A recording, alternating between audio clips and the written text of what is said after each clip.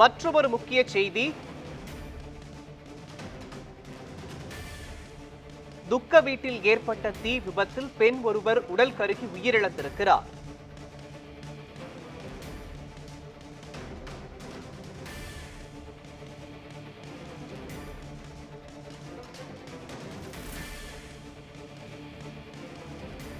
துக்க வீட்டில் ஃப்ரீசர் பாக்ஸிற்கு மின் இணைப்பு கொடுக்க வைத்திருந்த ஜெனரேட்டரில் மின்கசிவு ஏற்பட்டு ஒரு பெண் உடல் கருகி உயிரிழந்திருக்கிறார்.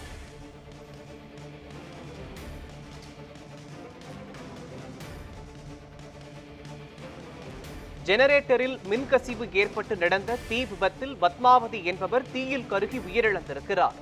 முக்கிய செய்தியாக பார்த்து வருகிறோம்.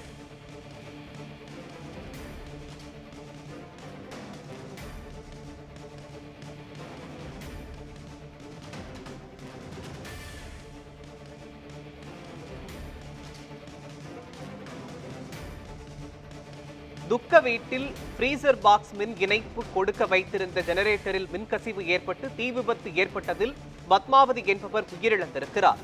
இது தொடர்பான விவரங்களை வழங்குவதற்காக நமது செய்தியாளர் பிரசாந்த் இணைப்பில் இணைகிறார். பிரசாந்த், துக்க வீட்டில் ஏற்பட்ட தீ விபத்தில் பத்மாவதி என்ற பெண் உடல் கருகி உயிரிழந்திருக்கிறார். இது தொடர்பான விவரங்களை பதிவு பண்ணுங்க.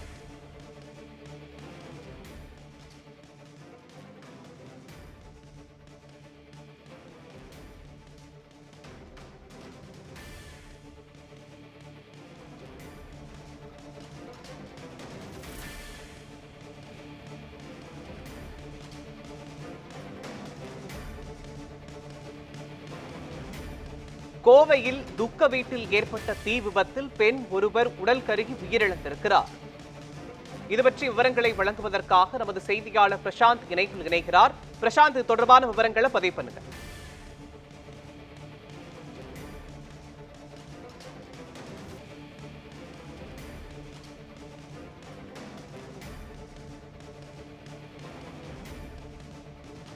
செய்தியாளர் பிரசாந்தின் இணைப்பில் தடங்கல் ஏற்பட்டிருக்கிறது. துக்க வீட்டில் ஏற்பட்ட தீ விபத்தில் பெண் ஒருவர் உடல் கருகி உயிரிழந்திருக்கிறார். முக்கிய செய்தியாக பார்த்து வருகிறோம்.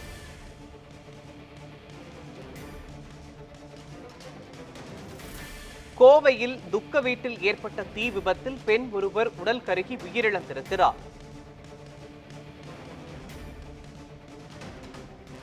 செய்தியாளர் பிரசாந்த் மீண்டும் இணைப்பில் இணைந்துள்ளார். பிரசாந்த், துக்க வீட்டில் ஃப்ரீசர் பாக்ஸிற்கு மின் இணைப்பு கொடுக்க வைத்திருந்த ஜெனரேட்டரில் மின்கசிவு ஏற்பட்டு தீ விபத்து ஏற்பட்டதில் பத்மாவதி என்ற பெண் உடல் கருகி உயிரிழந்திருக்கிறார். தொடர்பான விவரங்களை பதிவு பண்ணுங்க.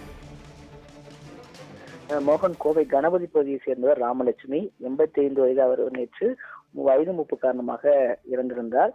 இந்நிலையில் அவரது உறவினர் அடக்கத்திற்காக ஏற்பாடு செய்ததில் துக்க வீட்டில் இன்று காலை முதல் அந்த ஃப்ரீசர் பாக்ஸில் உடல் வைக்கப்பட்டு ஒவ்வொரு உறவினர்களும் துக்கம் விசாரித்து வந்தனர். இந்நிலையில் சரியாக ஒரு 10:30 மணி அளவில் அந்த துக்க வீட்டில் மின்சாரம் துண்டிக்கப்பட்டிருந்தது, கரண்ட் கட்டானது. இந்நிலையில் உடனடியாக ஃப்ரீசர் பாக்ஸுக்காக ஏசி தேவைப்படும் என்ற அடிப்படையில் அவர்கள் வீட்டில் இருக்கக்கூடிய ஜெனரேட்டரை எடுத்து பெட்ரோல் ஊற்றி ஜெனரேட்டர் ஆன் செய்திருக்கிறார்கள். இந்த நேரத்தில் எதிர்பார்க்கும் விதமாக பெட்ரோல் முழுவதுமாக சிதறி அங்க இருக்கக்கூடிய வீட்டில் இருக்கக்கூடிய பல்வேறு இடங்கள்ல தீ என்பது கட்சி எரியக்கூடிய ஒரு சூழல் என்பது ஏற்பட்டது.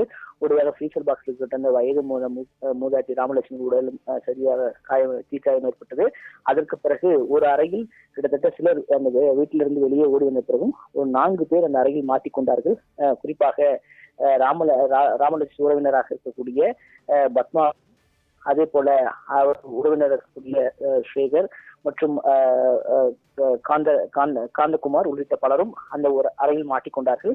உடனடியாக அறையில் மாட்டிக்கொண்டவர்களை கதவை உடைத்து உறவினர்கள் மீட்க முயன்ற போது இதில் ஸ்ரீராம், ராஜேஸ்வரன் உள்ளவர் மட்டும் சிறு காயங்களோடு தப்பினார்கள். ஆனால் பத்மாவதி என்பவர் அந்த இடத்துல உடல் முழு 90% தீக்காயங்களுடன் மீட்கப்பட்டு கோவை அரசு மருத்துவமனையில் அனுமதிக்கப்பட்ட நிலையில அவர் தற்போது இறந்திருக்கிறார். துக்க வீட்டிலே மீண்டும் ஒரு சோகமான நிகழ்வு என்பது ஏற்பட்டது என்பது அந்த பகுதியில் ஒரு பரபரப்பான சூழல் ஏற்பட்டது. தற்போது இந்த விபத்து தொடர்பாக, தீ விபத்து தொடர்பாக கோவை சரவணம்பட்டி போலீசார் தற்போது தீவிர விசாரணை மேற்கொண்டு வராங்க.